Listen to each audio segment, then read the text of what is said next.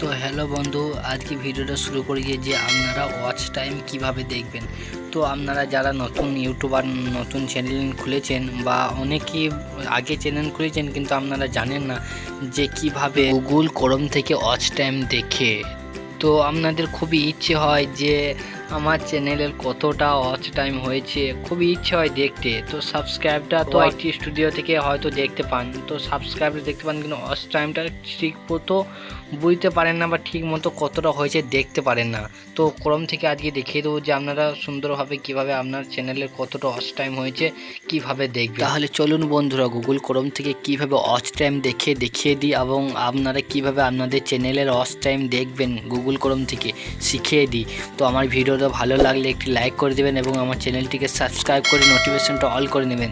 তাহলে চলুন বন্ধুরা, গুগল ক্রোমে যাওয়া যাক, আপনারা কিভাবে সহজে আপনাদের চ্যানেলের ওয়াচ টাইম দেখবেন। তো বন্ধুরা, আপনারা গুগল ক্রোমে আসবেন এবং গুগল ক্রোমে আসার পরে এখানে দেখতে পাচ্ছেন সার্চ মারবেন ইউটিউব ড্যাশবোর্ড। তো আমার অলরেডি লেখা আছে এখানে ইউটিউব ড্যাশবোর্ড, তো আমি আর লিখছি না, এখানে দেখতে পাচ্ছেন লেখা আছে ইউটিউব ড্যাশবোর্ড। তো সার্চ মারার পরে এখানে দেখতে পাচ্ছেন এই লিঙ্কটাতে হাত মারবেন এবং এই লিঙ্কটাতে হাত মেরে আপনাকে ঠিক জায়গায় নিয়ে যাবে। দেখুন কিভাবে খুবই সহজে আপনি বুঝতে পারছেন অবশ্যই। তো লগইন হচ্ছে,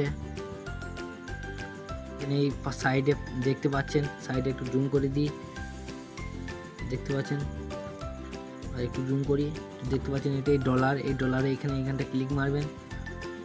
তো ক্লিক মারার পরে দেখতে পাচ্ছেন এখানে দেখিয়ে দিচ্ছে 86 সাবস্ক্রাইব এবং 3 ঘন্টা ওয়াচ টাইম, মানে 1000 সাবস্ক্রাইবের মধ্যে হয়েছে 86টা সাবস্ক্রাইব এবং 4000 ঘন্টা ওয়াচ টাইমের মধ্যে হয়েছে 3 ঘন্টা পাবলিক। 3 ঘন্টা ওয়াচ টাইম হয়েছে এবং 1000 সাবস্ক্রাইবের মধ্যে 86টা সাবস্ক্রাইব হয়েছে এবং 4000 ঘন্টা ওয়াচ টাইমের মধ্যে 3 ঘন্টা ওয়াচ টাইম হয়েছে। তো বন্ধুরা, কিভাবে গুগল ক্রোম থেকে ওয়াচ টাইম কিভাবে সহজে দেখে তো আপনারা বুঝে গেছেন অবশ্যই। তো ভিডিওটা ভালো লাগলে একটু লাইক করবেন এবং আমার চ্যানেলটিকে সাবস্ক্রাইব করে নোটিফিকেশনটা অল করে নেবেন। তো পরবর্তী ভিডিও দেখার জন্য সুস্থ থাকুন, ভালো থাকুন।